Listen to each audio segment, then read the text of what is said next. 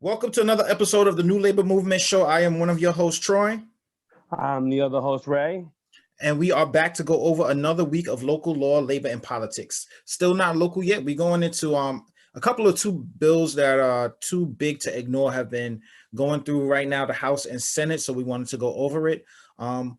Both HR 1 and the COVID relief bills. So I know I've been really focusing on, I know HR 1 was something that was put on the docket since the Block of McConnell administration that was never touched and is now getting put back on now that the Biden administration is. The COVID bill is pretty new. So which one you want to touch on first?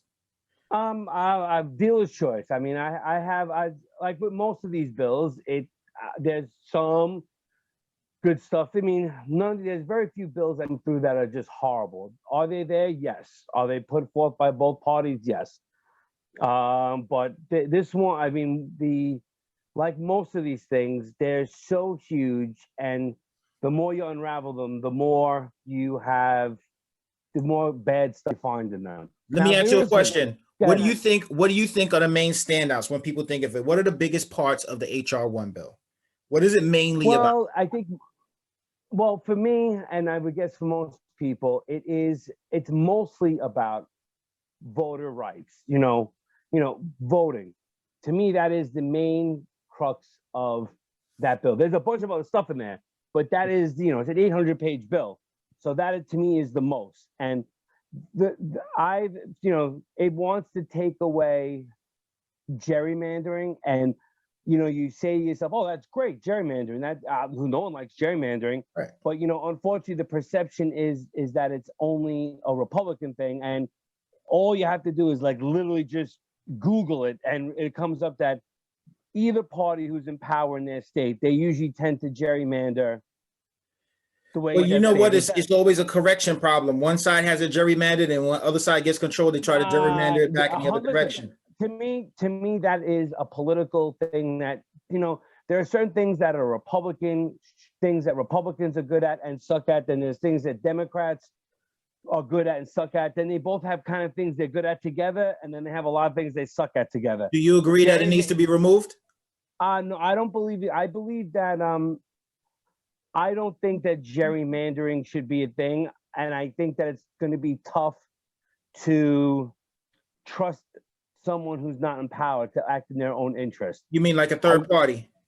I think, like I said, of all the things I've seen that's come out of that is probably the one thing that I could almost, without question, support. I do think that if you had a federal, even if it's not a federal commission, if you just had some sort of commission that was a neutral third party that set a standard that could apply to all the states, I don't want just there and there. I want it, if they're going to do it, then it has to be universal for everybody. That's probably something I think that would probably ease some tensions, because I know there are certain, you go to like Michigan, there are certain places in Michigan where, you look at some of these congressional districts, and it's holy Jesus. And then you go to some place like, say, North Carolina, and it's kind of bad there too. There was a lot of bigger stuff in the HR 1 though, besides just the gerrymandering that I really had some peek into. The problem is it was so long ago that the bill just sat there. I right now have to pick it back up now and find some of the stuff that was in there that I like to go back through it. Another thing that you could see working with is it's going after Citizens United a little bit. I think that's going to be an uphill battle, because Citizens United. Why should that be an uphill battle? I'll tell you. I'm not saying. No. I know you. I want to hear the other opposing side of why that should stay. No. See, you and you're jumping on me, but I wasn't jumping on you. I got a little too excited. You know what it is? Again, there's a reason why. In other words, up against it is because of precedent. In other words, when it was first explained to me, I actually was a Citizen United guy. I thought, free speech.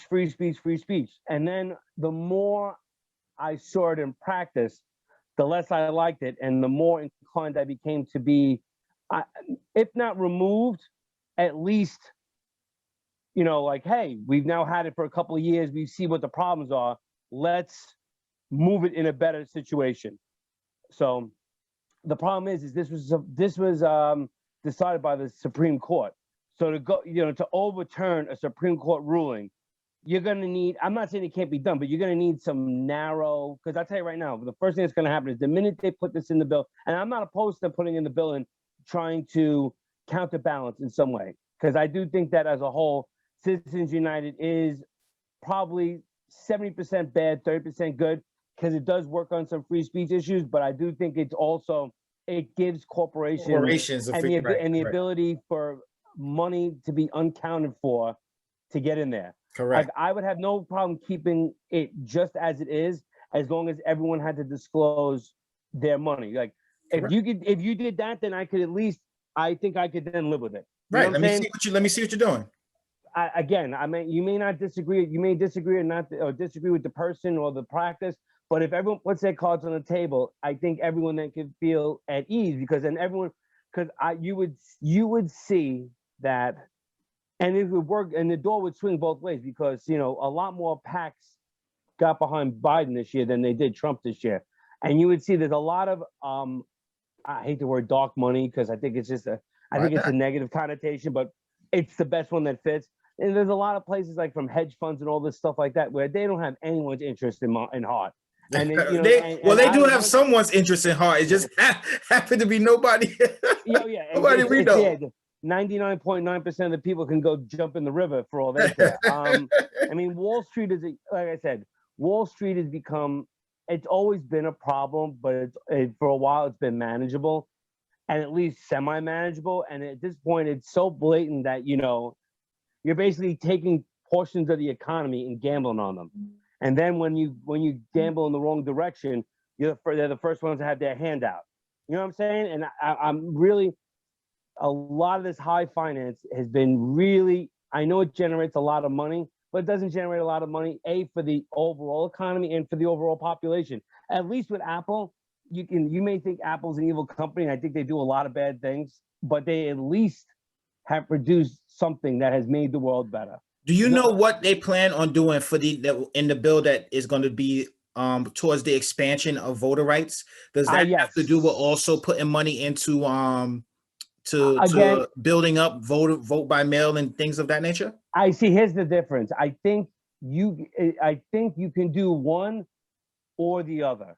They're doing both. And what I mean is, I have no problem expanding the accessibility to voting to people, but I need the expansion to be safe. And you can't say that I'm gonna take away the penalty for people who are in this country illegal, or people who are ineligible to vote. I'm not gonna have any penalty if I catch them voting, which is there. I'm gonna pre-register everybody without really a proper ID, because that I don't like. I don't like that myself. Because listen, I'm 100%. If you go to DMV, that there should be a way that if I go and get my license, and I want to. If you're in a state that doesn't require your ID, the person just may say, well, they're on the voter roll, and then now you have an issue. And I'm not saying, listen, and that could be 100% unintentional. It could be someone who's new to this country and doesn't understand and thinks, hey, look, they let me register. Why shouldn't I vote? My whole thing is like, that's the only thing with automatic registration. Listen, one thing is expanding the ways and help people that have the ability to vote, but just to expand it automatically. If you want to register to vote and you have a couple of years to do it, there's no reason that you shouldn't just do it yourself at your choice. Don't automatically register someone to do it. Right. And I would have no issue with them expanding early voter registration. I wouldn't want it to be too long, because I think what happens is I would love it to be a holiday. Listen, I could 100% get behind that. But the reason you're not going to get that is because it's in the Constitution. It says you have to vote. I think it's the first Tuesday of November. So you have to, so that would require something like that. Now, if you want to make that a national holiday, that's fine. And I would also think that to myself, you know what? Why not? I don't think you would need much more than to expand early voting, much more than a week. I mean, my theory, I mean, you got some states that have it, they open in like, it's the first week of September, and they have it like once or twice or three times, once or twice a week for, 6-8 weeks before you even vote. More than a week for some places, because you got to think about it. You got a week in, like, say, Kansas or something like that is one thing. No. A week Listen, early in New York is a different thing. no. And listen, I am all for that. I would just like that if you're gonna vote early, I want it in person. I want it in person, and I want it with an ID. Other than that, you want if you know if Kansas wants to have a month before, so be it. If New York wants to do a week, what that's up to them because the states should be able to decide. I don't like the way that they're trying to federalize the election process either. What do you mean by that? They're trying to have it where all the, in other words, if there are any issues with the voting, it wouldn't be decided by the state. The federal government would try to be the one to step in and decide what is good and what is fair. And the reason why we don't get hacked or as easily hacked is because we have 50 little mini elections. You'd have to hack. Well, this is the thing also too, and I don't know if this addresses it, but one of the big things that happened in that Supreme Court case where they decided that the states have the right to make individual changes to the way that the voting happens. It seems since that happened, it's been like a big increase in tactics that people use to try to implement things that lead to voter suppression. So again, we're gonna differ hard here because I don't see how asking someone, most of the places that you're talking about, most times when you talk about voter suppression, you ask the person what they're talking about. It's like, well, they want you to have ID. And no, that's not what it's about. Just because that's the main one. I know Georgia did what? Georgia wanted to eliminate early voting. Match, removing people from the voter rolls. I have no issue with that either. I have no voter. The thing in Florida where they tried to make people pay penalties once there's different things that each state gets to make up rules of what they think is legitimate to be able, and in a lot of cases is disenfranchise people. You might say you not feel that way, but there was a report came out that they were looking to do this with surgical precision in the areas that they wanted to disenfranchise people from being able to vote. So it's not whether a question, it's already, since it happened, it's already been proven that they took that and ran with it and did this thing. I really have no sympathy. I mean, I want everyone to be able to vote, but if you're telling me that you got people in other countries who are voting while there's war going on. So wait a minute, is that a good thing? Is that a good thing that they have to vote while there's war going on? No, but so then why, if that's the case, why are you saying we're gonna make a change to a rule because hey, just get over it because there's people that have to vote during war? So it's okay if we made it a couple of hurdles that's not as bad as war for you to get over. No. I want the hurdles to be. Why should it be any hurdles? About security. Why? Because I think you have to have a level of security. Security is not hurdles. It's something to have everybody on the same platform, and not where you're trying to specifically go after person because they're at a disadvantage. Is a different story. What? So in other words, what minorities and people of color can't sign their name? They can't get IDs. So signing your name or being able to have or that exact match that they're talking about, or removing people automatically from the voter rolls, or something like IDs. Where I saw a report where there was a location in I think I can't remember if it was South Dakota, but there was an area where it was like a more like Native American reservation, and they had to have the IDs made up, and the IDs had to have an exact match to their location. But because of the area where they're at, I think it was more like a park. There was no real way to match up and address where they lived to an actual ID. So for that reason, they really couldn't get IDs. So everybody thinks about it as their own self. Like, what do you mean ID? Just go down to the DMV and get an ID. Right. It's not the same for everybody. I understand that, but you know what? I want to again. I'm still going to err on the side of caution. How is that erring on the side of caution? You're going to specifically disenfranchise somebody who already had the purpose to vote with no other reason than trying to exclude them from voting. What's the purpose? I don't see you see it as excluding, but I see it as holding everyone to a higher standard. So when you hold them to a higher standard, don't you also have to have an answer to fix the problem that they have in front of them? Listen, I think there is your rub, but I don't think if 99.5% of the population can meet the standard, then I'm going to err on that than the other. I don't understand. I don't want to have to. I can't continually cater to these 4,000 people here, these 1,000 people there, because it never ends. Yeah, but you're not catering though. You're not catering. Right now, the standard is already set and it's the way it is.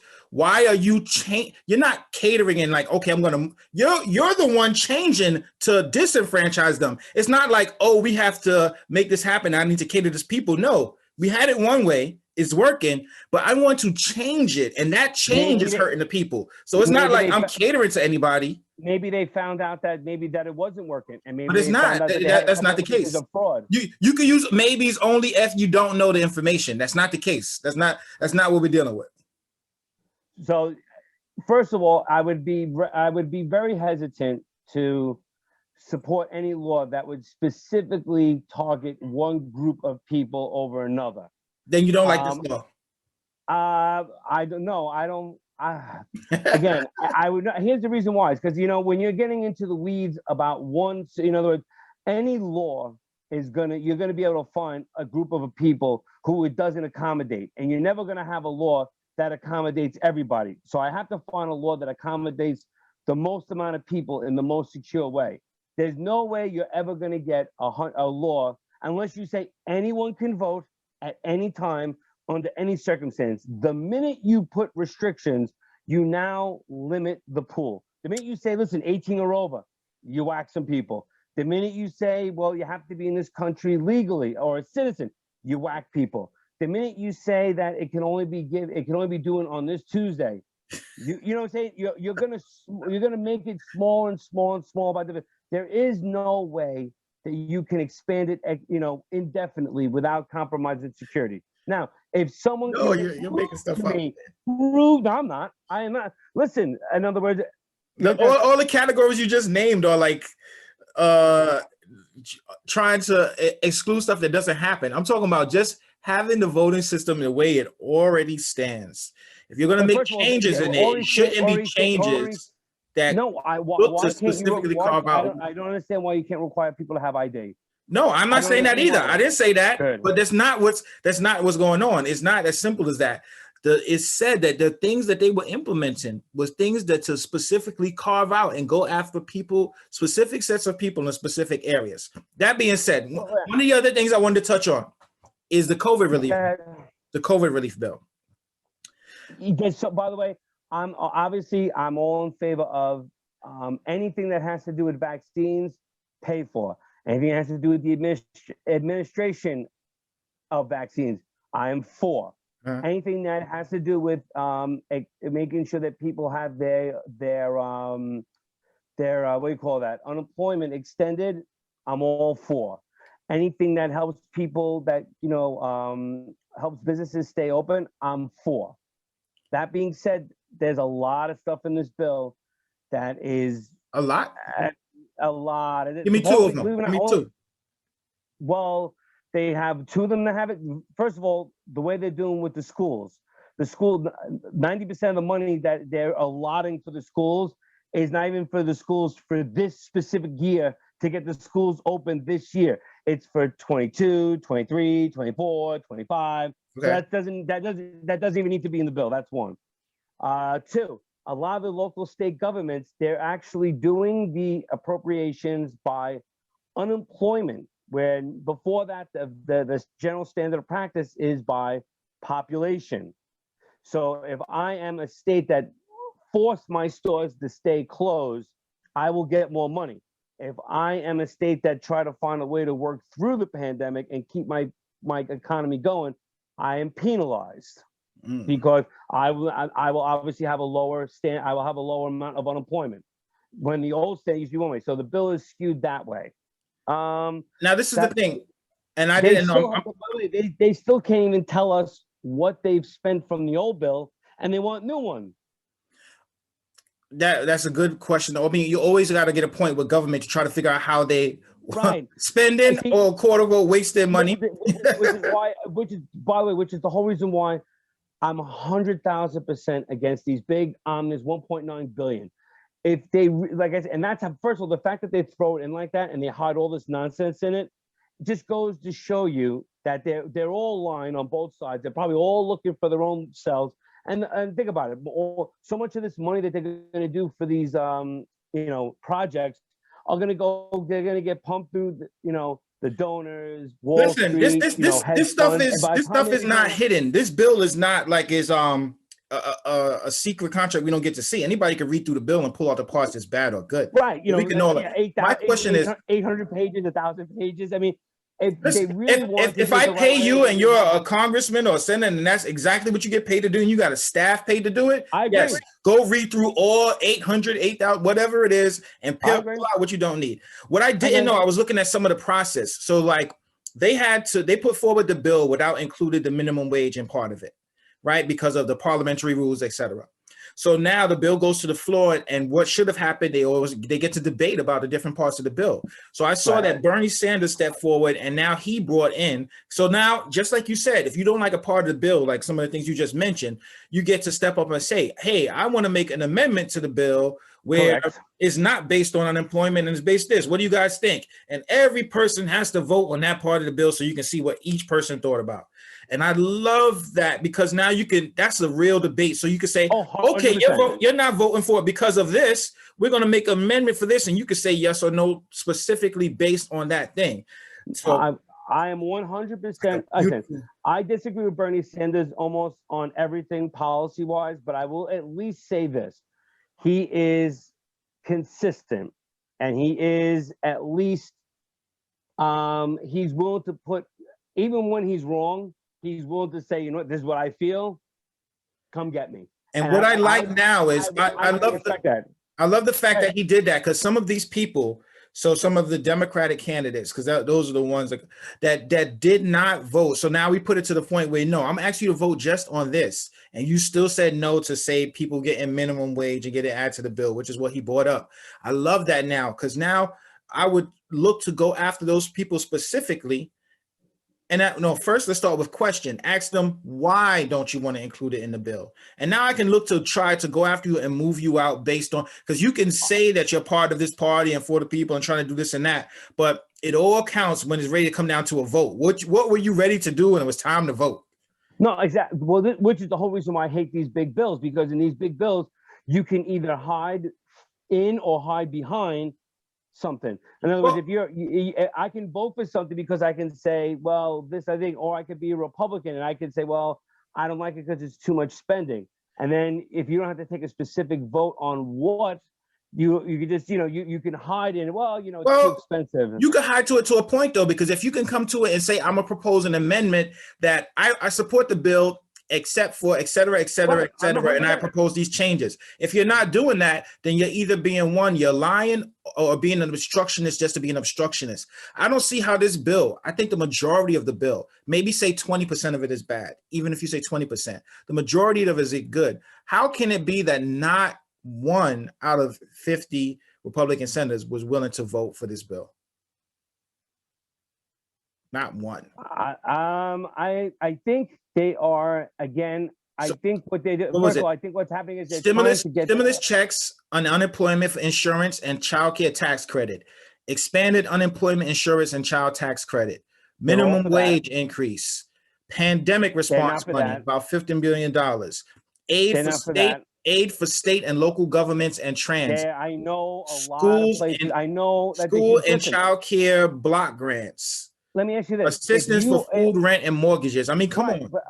Listen, but think about this. If I see, and again, you're painted too broad a brush. Now you've painted yourself into a corner. If I'm a senator from a red state, and now I know that New York, who's our governor, that moron has been holding us back forever.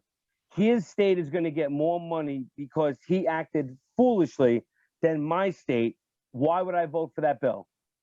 In other words, I understand there's a lot more in it, but in other words, if you. So you were saying you would not vote for a bill that would help your people to spite someone else?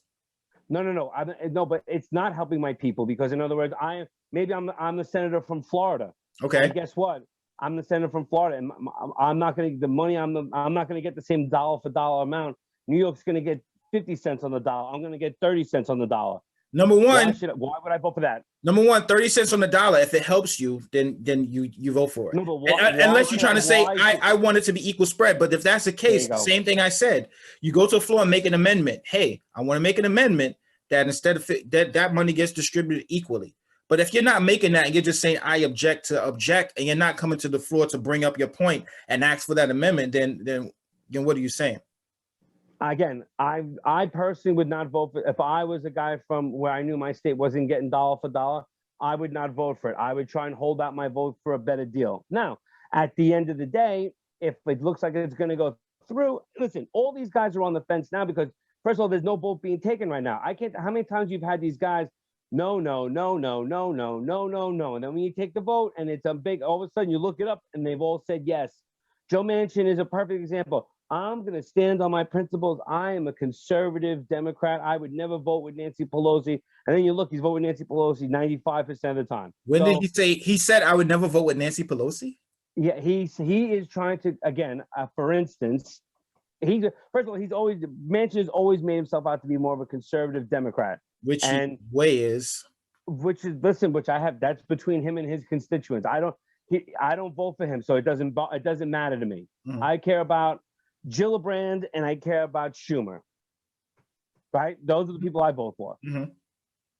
Yeah, but what were you saying about him though? But In other words, though, he always tries to come across. Think about it, because his state is wildly Republican, and yet he's a Democrat who keeps coming up and as he keeps getting reelected as senator.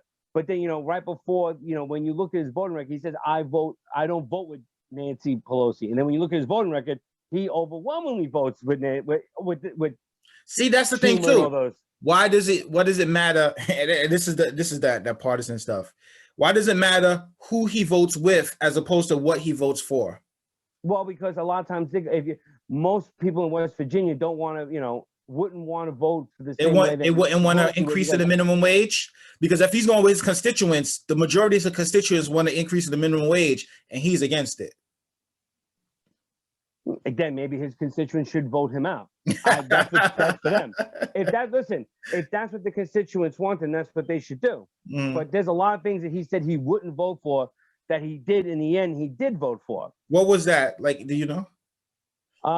Specifically, he was against. They had a bill where it was going to eliminate something with coal mining, and coal mining is in his state. He said he wouldn't vote for it, and he did. Hmm. And he's able to say, but he did that because they were able to prolong the vote to after he was back in office. Like, had they taken the vote in like the summer, like they were supposed to, he would have got screwed. So what they did is they made sure they pushed it back, and he was able to vote for it after. Now he's got 6 years to explain that away. Well, one thing we got to make sure of going. They all do it. This is not just a Democrat Republican thing. There's been plenty of Republicans who said, I won't vote for this. And then when you look at the record, they voted for something you didn't think they would vote, that they should, that if they were true to their word, they wouldn't have voted for it. Well, what I like now is just at least some bills are to the floor so we can get some ideas of how they vote and to hold everybody accountable. So that has been another episode of the New Labor Movement Show. I am one of your hosts, Troy. I'm the other host, Ray. And we are signing out.